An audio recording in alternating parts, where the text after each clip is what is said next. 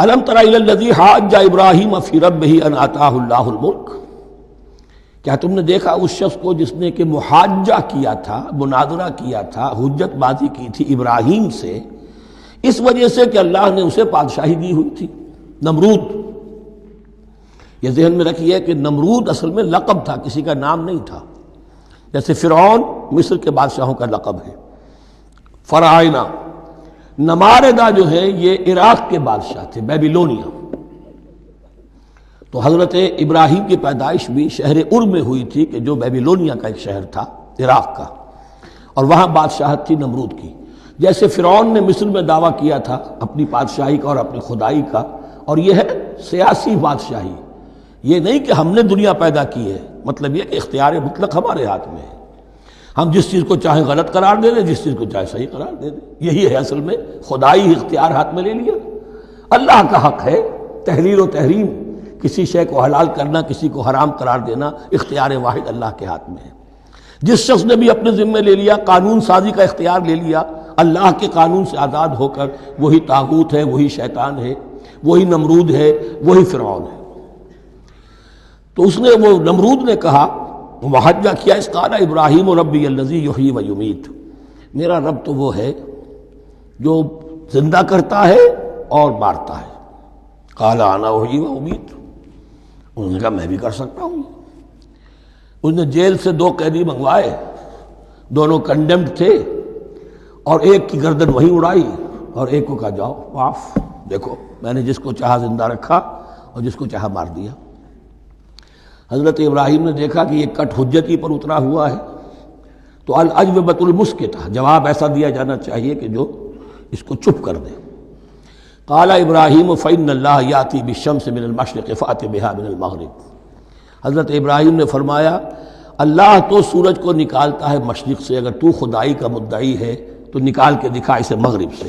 فبہت الذی کفر، تو مبہوت ہو کر رہ گیا وہ کافر، اب اس کے پاس کوئی جواب نہیں تھا۔ واللہ لا یہدی القوم الظالمین، اور اللہ ظالموں کو ہدایت نہیں دیا کرتا۔ ہدایت تو نہیں ہوئی، چپ ہو گیا، لیکن چپ کیا ہوا؟ اس کے بعد تو فیصلہ ہوا کہ انہیں آگ میں جھونک دیا جائے۔ او کالذی مر علی قریۃ وہی خاویۃ علی عروشها، یا پھر اس شخص کے واقعے کو ذرا یاد کرو، کیا تم نے نہیں دیکھا کہ جس کا گزر ہوا ایک بستی پر اور وہ اوندھی پڑی ہوئی تھی اپنی چھتوں پر۔ اگرچہ مختلف تفاسیر میں مختلف آپ کو شاید اس کی تعبیرات ملے، یہ اصل میں ہوا ہے کہ جب نمرود، جس کا نام تھا بخت نصر، نیبوکیڈنیزر، اس نے 586 قبل مسیح میں، حضرت مسیح سے 586 قبل، اس نے حملہ کیا فلسطین پر۔ دیکھیے عراق اور فلسطین کی، اسرائیل کی اور عراق کی اس وقت بھی سب سے بڑی دشمنی ہے آپس میں، وہی دشمنی جو ہے 2500 سال پرانی بھی ہے۔ اس نے، وہ نمرود بابل، نیبوکیڈنیزر جس کا نام تھا، اس نے حملہ کیا، 12 لاکھ کی آبادی تھی، 6 لاکھ کو قتل کیا اور 6 لاکھ کو بھیڑوں بکریوں کی طرح ہانکتا ہوا قیدی بنا کر لے گیا۔ 150 برس تک کیپٹیوٹی میں رہے ہیں یہ، اور یروشلم اجڑا رہا ہے، کوئی نفس نہیں، کوئی متنفس نہیں تھا، کوئی انسان نہیں، کوئی 2 اینٹیں سلامت نہیں چھوڑی۔ اسی وقت وہ ہیکل سلیمانی جو ہے وہ شہید کیا گیا، اور ان کے کہنے کے مطابق اس کے ایک تہخانے میں وہ تابوت سکینہ بھی تھا جہاں ربائی ان کے موجود تھے، اور وہ ربائی بھی وہیں پر ان کی موت واقع ہوئی، اور تابوت سکینہ بھی ہے، اگر ان کا قول صحیح ہے۔ تو جس زمانے میں یہ اجڑی ہوئی بستی تھی، حضرت عزیر علیہ السلام کا گزر ہوا، انہوں نے دیکھا کوئی متنفس نہیں، تو انہوں نے کیا کہا؟ قال انا یحیی ھذہ اللہ بعد موتہا، اللہ اس بستی کو اس کے اس طرح مردہ اور برباد ہو جانے کے بعد کیسے زندہ کرے گا؟ اب اس میں کیسے احیاء ہو سکتا ہے؟ دوبارہ کیسے اس میں لوگ آ کر آباد ہو سکتے ہیں؟ اتنی بڑی بربادی، اتنی تباہی، کوئی متنفس نہیں، کوئی 2 اینٹیں سلامت نہیں۔ فَأَمَاتَهُ اللَّهُ مِئَةَ عَامٍ ثُمَّ بَعَثَهُ، تو اللہ نے اس پر موت وارد کر دی 100 برس کے لیے، اور پھر انہیں اٹھایا۔ قَالَ كَمْ لَبِثْتَ، سوال کیا کتنے عرصے رہے ہو یہاں؟ حضرت عزیر جو ہیں، چونکہ جو رینائسنس ہوا ہے تاریخ بنی اسرائیل میں، اس کے نقیب، اس کے اصل جو بنیاد ہے وہ یہ ہے، انہوں نے پھر اصلاح کی، جو زوال ان میں آیا تھا اخلاقی اور دینی، پھر یہ اٹھے کمر کس کر جب اللہ تعالیٰ نے یہ مشاہدات کرا دیے، اور پھر جا کر وہاں تبلیغ کی اور دعوت کی دی، اور وہی ان یہودیوں کے اندر جو کیپٹیوٹی میں تھے انہیں پھر اصل دین کی تعلیم دی، روح دین کو زندہ کیا، تو گویا کہ وہاں سے پھر ان کا احیاء ہوا ہے۔ کب لبستہ، کتنے عرصے رہے ہوگے تم؟ قال لبثت یوما و بعض یوم، اب اس کو ایسے محسوس ہوا جیسے سویا تھا تھوڑی دیر کے لیے، میں ایک دن رہا ہوں یا دن کا کچھ حصہ؟ قال بل لبثت مئۃ عام، نہیں، اللہ نے فرمایا نہیں، تم 100 سال رہے ہو۔ فانظر الی طعامک و شرابک لم یتسنہ، تو ذرا اپنے کھانے اور جو مشروب تمہارے ساتھ تھا سفر میں، ذرا اس کو دیکھو، ان کے اندر کوئی بساند پیدا نہیں ہوئی، سڑے نہیں ہیں، ان کے اندر کوئی خرابی پیدا نہیں ہوئی۔ وانظر الی حمارک، آپ دوسری طرف اپنے گدھے کو دیکھو جو تمہاری سواری کا گدھا تھا، وَلَنَجْعَلَكَ آیَةً لِلنَّاسِ، وہ بالکل ختم ہو چکا تھا، اس کی ہڈیاں ہی رہ گئی تھیں، گوشت گل چکا تھا، کچھ نہیں تھا، 100 برس۔ وانظر الی حمارک وَلِنَجْعَلَكَ آیَةً لِلنَّاسِ، اور ہمیں تو بنانا ہے تجھے ایک نشانی لوگوں کے لیے، یعنی خود اے عزیر تمہیں ایک نشانی بنانا ہے، اور تمہیں نشانی بنانے کے لیے یہ نشانی ہم تمہیں دکھا رہے ہیں تاکہ یقین جو ہے، یقین کامل تمہارے اندر پیدا ہو جائے۔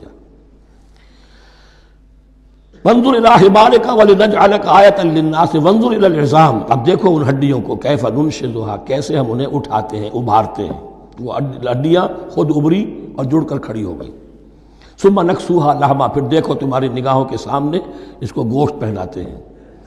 فلما تبین لہ، جب یہ سب اس کے سامنے واضح ہو گئی بات، مشاہدہ بھی کر لیا، قال اعلم ان اللہ علی کل شیء قدیر، ان کا میں نے پوری طرح جان لیا، مجھے پورا یقین قابل حاصل ہو گیا کہ اللہ ہر شے پر قادر ہے، یعنی وہ اس اجڑی ہوئی بستی کو بھی دوبارہ آباد کر سکتا ہے۔ جو میں نے سمجھا تھا کہ اب یہ کیسے آباد ہوگی، یہ بات نہیں ہے، یہ آبادی اللہ تعالیٰ کے اختیار میں۔ چنانچہ اس کے بعد ہوا، اس لیے کہ اس کے بعد واقعہ تو یہ ہوا کہ جو ایران کا بادشاہ تھا کیخورس یا سائرس ذو، جن کو کہ قرآن مجید ذوالقرنین کہتا ہے، جن کا تذکرہ سورہ کہف میں آئے گا، پھر آپ کو معلوم ہے کہ یہ پیلسٹائن، ادھر عراق کے بعد ایران، دشمنیاں تو تھیں۔ کیخورس نے حملہ کیا بابل پر، عراق پر، اور دشمن کا دشمن دوست ہوتا ہے، تو یہودیوں کو اجازت دے دی، کیپٹیوٹی سے اجازت دے دی، جاؤ تم واپس جاؤ، اپنا شہر دوبارہ بناؤ۔ چنانچہ وہ گئے، اور پھر انہوں نے جا کر وہاں پر 136 سالوں میں ان کی دوبارہ جو ہے یہ بستی بسی، اور پھر یروشلم کو انہوں نے آباد کیا، اور پھر انہوں نے وہاں ہیکل سلیمانی دوبارہ بنایا، جس کو وہ سیکنڈ ٹیمپل کہتے ہیں۔ وہ سن 70 عیسوی میں ٹائٹس رومن جنرل کے ہاتھوں تباہ ہوا تھا، جو اب تک تباہ ہوا پڑا ہے۔ 1927 برس سے ان کا کعبہ زمیں بوس ہے، یہ نوٹ کر لیجئے اس بات کو۔ اسی لیے آگ لگی ہوئی آج دنیا بھر کے یہودیوں کے دلوں میں۔ اب تو ہماری حکومت ہے وہاں پر، ہم اپنا یہ جو بھی کچھ یہاں پر اس احاطے میں بنا دیا گیا ہے سب کو ختم کریں گے، اور اپنا ہیکل سلیمانی بنائیں گے۔ اس کے بلو پرنٹس بن چکے ہیں، نقشے بن چکے ہیں، ہر چیز تیار ہے، بس کسی دن کوئی ایک دھماکہ ہوگا، کوئی بم جو ہے کہیں پر پلانٹ کیا جائے گا، خبر آ جائے گی کہ کسی فینیٹک نے کہیں وہاں پر جا کر رکھ دیا، جیسے ایک فینیٹک گیا تھا مسجد الخلیل میں اور 70 مسلمانوں کو شہید کر کے خود بھی اس نے خودکشی کر لی تھی، اور ڈاکٹر تھا، امریکن ڈاکٹر گولڈسٹین۔ اسی طریقے کا کوئی فینیٹک جائے گا اور وہ اس کو گرا دے گا، پھر کہیں گے جب یہ گر ہی گیا ہے، جیسے مسجد ایودھیا کا معاملہ ہے، اب گر گئی ہے تو بھائی ہمیں رام مندر بنانے دو، کاہے کو تم اب یہ مسجد کاہے کو بناتے ہو، وہ ہوگا۔ اور یہ میں سمجھتا ہوں کہ چند ہفتوں کی، یہ چند مہینوں کی بات ہے، یہ ہونے والا ہے فوراً۔ بہرحال یہ تو ہو گیا حضرت عزیر کا قصہ۔ اب اسی طرح کا ایک معاملہ حضرت ابراہیم کا مشاہدہ ہے۔ وَإِذْ قَالَ إِبْرَاهِيمُ رَبِّ أَرِنِي كَيْفَ تُحْيِي الْمَوْتَىٰ، اور یاد کرو جب کہ ابراہیم نے بھی کہا تھا پروردگار ذرا مجھے دکھا دے، مشاہدہ کرا دے، تو مردوں کو کیسے زندہ کرے گا؟ قَالَ أَوَلَمْ تُؤْمِنْ، اللہ تعالیٰ کا سوال جو ہے بہت تیکھا ہے، تو کیا تم ایمان نہیں رکھتے؟ قَالَ بَلَىٰ، ایمان تو میرا ہے، میں مانتا ہوں ایمان ہے، وَلَٰكِن لِيَطْمَئِنَّ قَلْبِي، پورا دل کا اطمینان چاہتا ہوں، پورا یقین ہو جائے۔ اور یہ انبیاء کا معاملہ ہے، سب کا ہے۔ انبیاء کو چونکہ ایمان اور یقین کا ایک ایسی فرنس بنانا ہوتا ہے کہ جن سے ایمان و یقین دوسروں میں سرایت کرے. تو ان کے ایمان و یقین کے لیے انہیں مشاہدات ایسے کرا دیے جاتے ہیں کہ پھر ان کے لیے وہ ایمان صرف ایمان بالغیب نہیں رہتا بلکہ وہ ایمان بالشہود بھی ہو جاتا ہے. کذالک نری ابراہیم ملکوت السماوات والارض، اسی طرح ہم نے دکھائے ابراہیم کو آسمان اور زمین کے ملکوت، جو بھی ہماری حکومت ہے، جو وہ مخفی حکومت ہے، جو کاسمک ایک اسٹیٹ ہے، اس کی گورنمنٹ ہے اور اس کے تمام اہلکار ہیں، فرشتے ہیں، ہم نے مشاہدہ کرایا ابراہیم کو. حضور کو اسی لیے شب معراج میں لے جایا گیا کہ ہر شے کو اپنی آنکھوں سے دیکھ لیں. تو وہ یقین کامل پھر ہو جاتا ہے کہ جس میں کسی درجے میں بھی پھر تو یہ ہے کہ ان کے وہ خود ایک بھٹی بن جاتے ہیں ایمان اور یقین کی. قال بلا ولکن لیطمئن قلبی قال فخذ اربعۃ من الطیر فصرهن الیک. تو فرمایا اچھا ٹھیک ہے 4 پرندے لے لو، انہیں اپنے ساتھ ملا لو، ہلا لو کہ وہ تمہارے ساتھ تمہاری آواز سن کر آ جایا کریں.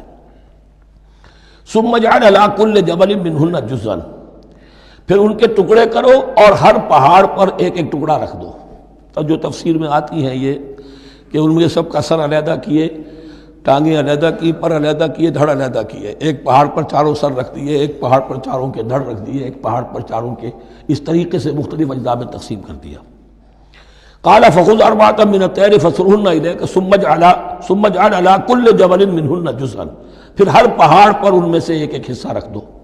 ثم ادعوہن، پھر ان کو ذرا پکارو، وہی سیٹی بجاؤ جو تم بجاتے تھے ان کو بلانے کے لیے. یاتین ثم ادعوہن یاتینک سایہ، وہ دوڑتے ہوئے آ جائیں گے. وَاعْلَمْ أَنَّ اللَّهَ عَزِيزٌ حَكِيمٌ، اور جان لو اس بات کو یقین کے ساتھ کہ اللہ تعالیٰ زبردست ہے، کمال حکمت.